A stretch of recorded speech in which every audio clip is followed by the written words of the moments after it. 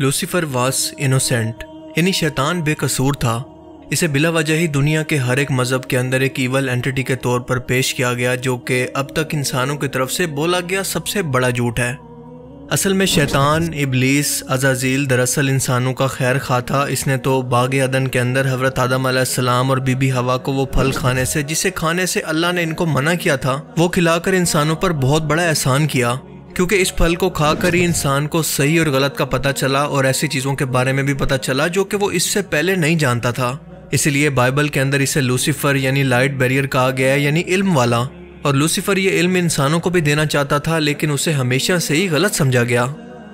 ये तमाम अल्फाज मेरे नहीं हैं, बल्कि इस किताब के हैं, जो कि आजकल इंटरनेट पर बहुत ज़्यादा वायरल हो चुकी है, और इसका नाम है सैटन वाज इनोसेंट, जिसे तिल परसाना नाम के एक लड़के ने लिखा है। और इस किताब के अंदर इसका दावा है कि इसने ये किताब खुद शैतान की मदद से लिखी है, और इसमें ऐसी ऐसी हकीकतें बयान की हैं जो कि आज तक इंसानों से इसके मुतालिक छुपाई जाती रहीं। इस शख्स के दावा के मुताबिक इस किताब के अंदर ऐसी खुफिया बातें लिखी हैं जिन्हें जानकर हमें पता चलेगा कि इंसानों को कैसे अब तक बेवकूफ़ बनाया गया, और दुनिया के तमाम पावरफुल लोग, गवर्नमेंट, सब इस खुदा के गलत कॉन्सेप्ट के साथ ही जुड़े हुए हैं।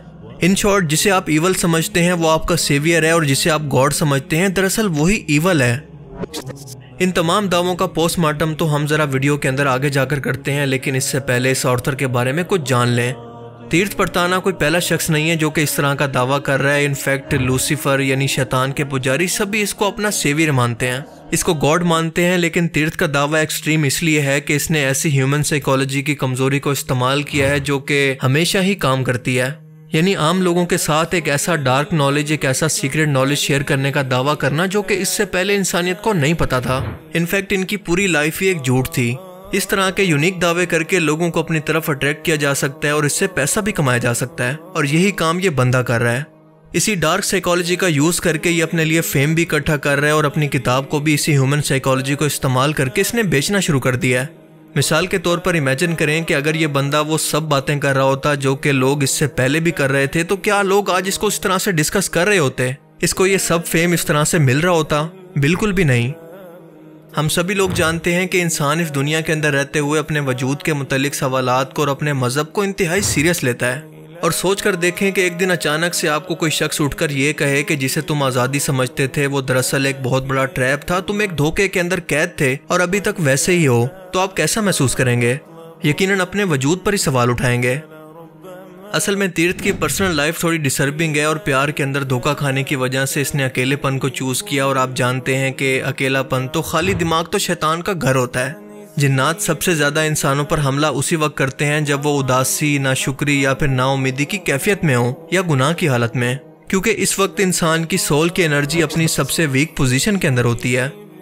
लेकिन तीर्थ का मामला जरा अलग है, और इसका अंदाज़ा आप इसके सोशल मीडिया कंटेंट से लगा सकते हैं, क्योंकि इसके इंस्टाग्राम पर तकरीबन 1 मिलियन के करीब फॉलोअर्स हैं, और इसका कंटेंट इंतहाई अजीब सा है। कहीं पर तो फनी स्क्रिप्ट, कहीं पर रैप, कहीं पर सीरियस, और कहीं पर तो इंतहाई अजीबोगरीब। यूट्यूब पर तो इसकी तमाम वीडियोस के अंदर कहीं ना कहीं पर एक ही आवाज़ सुनाई देती है कि लूसीफर वाज इनोसेंट, शैतान बेकसूर था। इस तमाम कंटेंट को देखकर ये कहा जा सकता है कि इसने सोशल मीडिया पर फेमस होने की बहुत कोशिश की, लेकिन अपने किसी भी कंटेंट के अंदर कामयाब ना हो सका, तो इसने नया कंटेंट ढूंढा, और उस कंटेंट का नाम है शैतान, लूसीफर। उसी नाम को यूज करके और ऐसी हरकतें करके ये जानबूझकर लोगों की अटेंशन हासिल करना चाहता है ताकि अपनी किताब को प्रमोट कर सके और अपना फेम हासिल कर सके। इसीलिए खुद इसकी अपनी आवाम यानी इंडियन आवाम भी इसको रोस्ट कर रही है, इसको बिल्कुल सीरियस ही नहीं ले रही।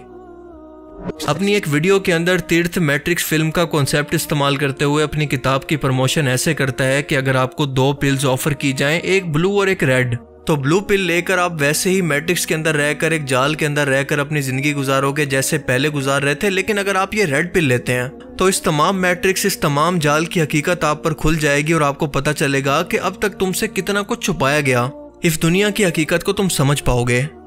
सोशल मीडिया पर कंटेंट क्रिएटर्स के पास डिफरेंट किस्म का कंटेंट होता है। कोई कॉमेडी वीडियोस बनाता है, तो कोई एजुकेशनल, कोई मोटिवेशनल वीडियोस बनाता है, तो कोई कुकिंग की वीडियोस बनाता है। लेकिन तीर्थ के पास एक ही कंटेंट है जिसका नाम है लूसीफर। इसके अलावा इस बंदे को कुछ नहीं आता, और इसकी बुक पढ़ने वाले लोगों के रिव्यूज भी कुछ ऐसे हैं।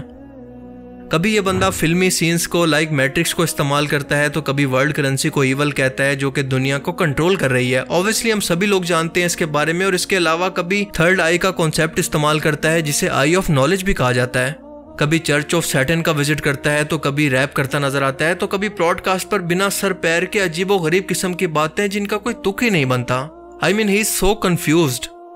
इस बंदे के दिमाग पर मूवीज ने और कॉन्स्पिरेसी थ्योरीज ने इतना असर कर दिया है कि इसे खुद भी नहीं पता कि ये क्या बोल रहा है और क्या कर रहा है। तीर्थ ये दावा कर रहा है कि इसने भी मैट्रिक्स मूवी की तरह रेड पिल ले ली है, जिसके बाद दुनिया की हकीकत इसके सामने खुल गई है। वो बाकी दुनिया से बिल्कुल अलग है और इसीलिए इसको हेट देने की जरूरत नहीं, बल्कि इसको हमदर्दी की जरूरत है। ये सिर्फ 22 साल का एक लड़का है जो कि कुछ कॉन्स्पिरेसी थ्योरीज से इंस्पायर होकर गलत रास्ते पर चल पड़ा है। इस लड़के को अल्फा मेल्स वाली फीलिंग चाहिए जो कि टीन एज के अंदर हम सब की ख्वाहिश होती थी कि मेरे पास इस सब कुछ जानने और सीक्रेट नॉलेज की पावर है और बाकी सबसे मैं बिल्कुल अलग हूँ। और इसीलिए खुद को मिस्टीरियस और यूनिक दिखाने के चक्कर के अंदर इसे इस तरह की कहानियां बनानी पड़ रही हैं, क्योंकि कभी तो ये पैरानॉर्मल एक्टिविटीज की बात करता है, तो कभी शैतान को अपने हॉर्न्स के साथ यानी सींगों के साथ देखने की बात करता है। अब ऐसा नहीं है कि ये पैरानॉर्मल एक्टिविटीज या जिन्नात को ऑब्जर्व करना इंसानों के लिए पॉसिबल ही नहीं है। सिर्फ तीर्थ के मामले में ये सब कुछ झूठ है। सिर्फ अपनी पॉपुलैरिटी और अपनी किताब की पब्लिसिटी के लिए ये लोगों के दिमाग से खेलकर इनको बेवकूफ बना रहा है, क्योंकि लोग क्यूरियोसिटी के चक्कर के अंदर ऐसे टॉपिक्स की तरफ खींचे चले आते हैं, या इन्हें खौफ काफी ज्यादा अट्रैक्ट करता है, क्योंकि जिस चीज के वजूद को इंसान ना समझ पाए इसके बारे में जानने के लिए क्यूरियोसिटी मजीद बढ़ जाती है। ऐसे टॉपिक्स मिसाल के तौर पर आफ्टर लाइफ, जन्नत, जहन्नुम, जिन्नात और गॉड से रिलेटेड तमाम क्वेश्चंस के आंसर। और हमारे यहाँ कुछ यूट्यूबर्स ने व्यूअरशिप के चक्कर के अंदर इसे बिला वजह अटेंशन देकर फेमस कर दिया, जो कि इसे चाहिए था। और जहाँ तक लूसीफर शैतान के बेकसूर होने की बात है, तो वो फल अल्लाह ताला ने इंसान की आजमाइश के लिए रखा था, और इसका मकसद इंसानों को ये सिखाना था कि जिस तरह से तुम जन्नत के अंदर शैतान के बहकावे में आकर अल्लाह के हुक्म की खिलाफ वर्जी कर बैठे, इसी तरह से दुनिया के अंदर भी ये शैतान तुम्हें आगे पीछे से दाएं बाएं से बहकाने की कोशिश करेगा, गुनाह और अपनी इबादत के लिए तरह तरह की दलीलें देगा, लेकिन तुमने इसके धोखे के अंदर बिल्कुल नहीं आना। और वो फल भी कोई नॉलेज का फल नहीं था, ये बहुत बड़ा झूठ है, क्योंकि वो सिर्फ इंसानों की आजमाइश के लिए एक आम सा फल था, उसके अंदर कोई नॉलेज नहीं था। दरअसल शैतान या इब्लीस खुद को इंसानों से बढ़तर मखलूक समझता है, और इसीलिए हसद की वजह से इसने आदम अलैहिस्सलाम को सजदा नहीं किया, और इसी हसद की वजह से वो इंसानों की पूरी नस्ल को, आदमी को जहन्नुम तक पहुंचाना चाहता है, और इसीलिए वो खुद को इंसानों से बढ़तर दिखाने के लिए इंसानों से ज्यादा इल्म वाला खुद को कहता है। और तमाम सीक्रेट सोसाइटीज जो कि इसकी इबादत करती हैं, वो उसके सीक्रेट नॉलेज की ही बात करती हैं कि हमारे पास वो इल्म है जो कि दुनिया में किसी और के पास नहीं, दुनिया पर कंट्रोल करने का इल्म और लोगों को गुलाम बनाने का इल्म।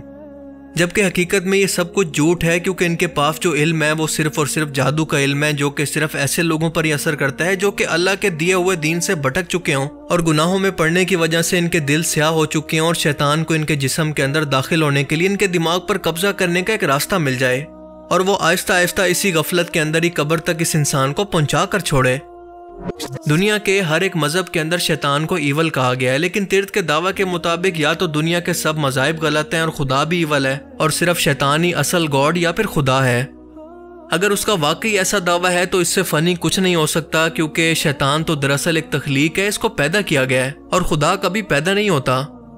अल्लाह की सिफात में कमाल, रहम, अदल और हर चीज़ पर कादिर होना शामिल है, जबकि शैतान की सिफात के अंदर जिद, फरेब और बुराई की दावत देना शामिल है। अल्लाह का मकसद इंसानियत की रहनुमाई और इसकी भलाई है, जबकि शैतान का मकसद इंसानों को गुमराह करना और बुराई की तरफ लेकर जाना है। इन दोनों के मकासद और इन दोनों की सिफात एक दूसरे से बिल्कुल उलट हैं।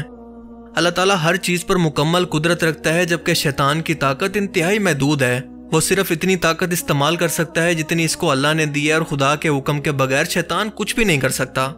अगर ऐसा नहीं है तो ज़बरदस्ती शैतान किसी से कुछ करवा कर दिखाए, इसको सिवाय बहकाने के और मशवरे देने के। दुनिया की तमाम मजहबी कहानियों के अंदर शैतान ने अल्लाह के हुक्म की नाफरमानी की और इंसान को सजदा करने से इनकार किया, और एक हकीकी खुदा ना किसी का हुक्म मानता है और ना किसी की नाफरमानी करता है, बल्कि वो तो खुद हर चीज़ का मालिक होता है। और शैतान का नाफरमानी करना ये साबित करता है कि वो अल्लाह का हिस्सा नहीं है, बल्कि एक बागी मखलूक है। अल्लाह की ज़ात हमेशा हक, सच्चाई और भलाई का मज़हर होती है, वो फरेब और धोखा कभी नहीं देती। और शैतान की तो नुमायाँ खसूसियत ये है कि वो लोगों को धोखा देता है, जो अल्लाह के किरदार से बिल्कुल उलट है। झूठ और फरेब तो इसकी फितरत में शामिल है। इसलिए आप ऐसे लोगों की हिदायत की दुआ करें, बजाय इसके कि इन्हें बिला वजह की मजीद अटेंशन देकर मजीद मशहूर कर दें। और मैं भी इस बारे में वीडियो नहीं बनाना चाहता था, लेकिन बार बार सब्सक्राइबर की रिक्वेस्ट पर मैं उनको एजुकेट करने के लिए वीडियो आखिरकार बना रहा हूँ। आई होप कि इस वीडियो से आपको बहुत कुछ नया जानने को मिला होगा और ये वीडियो आपको पसंद आया होगा। अगर ये वीडियो आपको अच्छा लगा तो इसे लाइक कीजिए और अब मैं मिलूंगा आपसे एक ऐसी ही नई इंटरेस्टिंग वीडियो में। तब तक के लिए अपना बहुत सा ख्याल रखिएगा। Thanks for watching this video. अल्लाह हाफिज़।